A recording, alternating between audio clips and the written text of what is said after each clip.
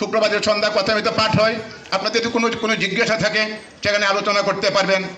কারণ লুলা ল্যাংড়া যাই কিছু থাকে না কেন, সুনামগঞ্জের ভিতরে একটাই সন্ন্যাসী আছে। উনি যদি না পারে, তার যার কাছে সংগ্রহ করার নিখাত তত্ত্ব আপনারা পেয়ে যাবেন।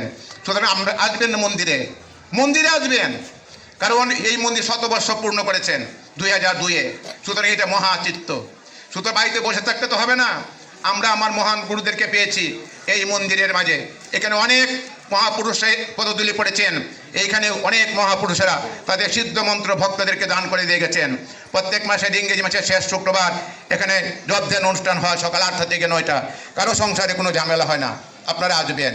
আর তারপরে তো এখানে উৎসব হচ্ছে, দুর্গা পূজা, লক্ষ্মী পূজা, কালী পূজা, জগদ্ধাত্রী পূজা, শ্রী মায়ের উৎসব, সারদা দেবীর, স্বামী বিবেকানন্দের উৎসব, সর্বশেষ ভগবান শ্রীরামকৃষ্ণের উৎসব। সবাইকে নিমন্ত্রণ রইল। সবার উপরে কি চাই আমরা? অনন্ত বিভ্রান্তি না শাশ্বত জীবন, যেখানে ঝরে পড়বে রামকৃষ্ণ বিবেকানন্দ সারদার করুণাধারা। সবার উপরে ঠাকুরমা স্বামীজির করুণা বর্ষিত হোক, এই প্রার্থনা রেখে এখানে আমার সংক্ষিপ্ত আলোচনা শেষ করে দিচ্ছি। ওম শ্রী রামকৃষ্ণ প্রণমস্তু। সর্বে ভবন্তু সুখিনঃ, সর্বে সন্তু নিরাময়া, সর্বে ভদ্রাণি পশ্যন্তি মা কস্যে দুঃখ ভাগ ভবেৎ। ওম শান্তি শান্তি শান্তি প্রশান্ত।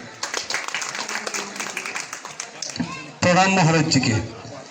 সুধীমণ্ডলী জন্মতিথি উপলক্ষে সুনামগঞ্জ শ্রীরামকৃষ্ণ আশ্রম কর্তৃক আয়োজিত আলোচনা সভায় মঞ্চে উপবিষ্ট সম্মানিত ব্যক্তিবর্গ, সামনে উপবিষ্ট সম্মানিত ভক্ত সজ্জন মণ্ডলী, সকলকে আমি যথাযথ শ্রদ্ধা শুভেচ্ছা জানাচ্ছি। সুধীবৃন্দ, ভক্তমণ্ডলী, আপনারা এতক্ষণ অত্যন্ত সুন্দরভাবে কথাগুলো শুনেছিলেন। প্রত্যেক বক্তাই অত্যন্ত সুন্দরভাবে কথা বলেছেন।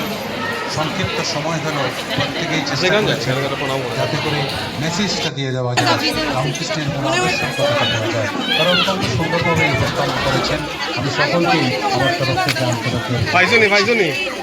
আমরা প্রতি বছর বা আমাদের প্রতিটি অনুষ্ঠানে আমরা কিন্তু ভিন্ন সেবামূলক কিছু কাজ করে থাকি।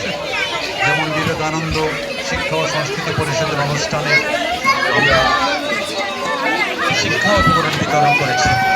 ঠিক এমনিভাবে আমরা সারদা মায়ের জন্মতিথি উপলক্ষে সেলাই মেশিন বিতরণ করেছি। ঠিক এরকম আমরা সেবামূলক কাজ প্রতিটা অনুষ্ঠানে করি। ঠিক এইভাবে আজকের যে ঠাকুরের জন্মতিথি, তাতে আমরা মোবাইলটা বার করে দিলাম।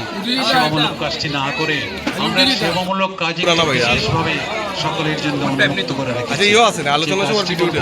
আগামী দিন 21শে ফেব্রুয়ারি শনিবার সকাল 10টা থেকে প্রায় 1টা পর্যন্ত বিনামূল্যে চিকিৎসা সেবা।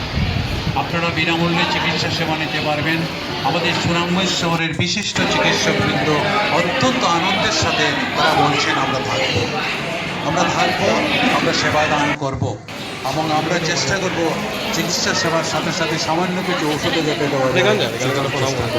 এই ব্যাপারে আমাদের আশ্রমের সহসভাপতি ডক্টর নমিভূষণ তালুকদার অত্যন্ত সুপরিকল্পিতভাবে এগিয়ে যাচ্ছেন।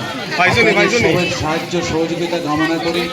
আপনারা যে যেখানে অবস্থান আছেন, এই অবস্থান থেকে অন্তত এই সুযোগটি গ্রহণ করার জন্য সেবাগ্রহীতাদেরকে উৎসাহিত করবেন এবং আপনারা নিজেরাও আসবেন।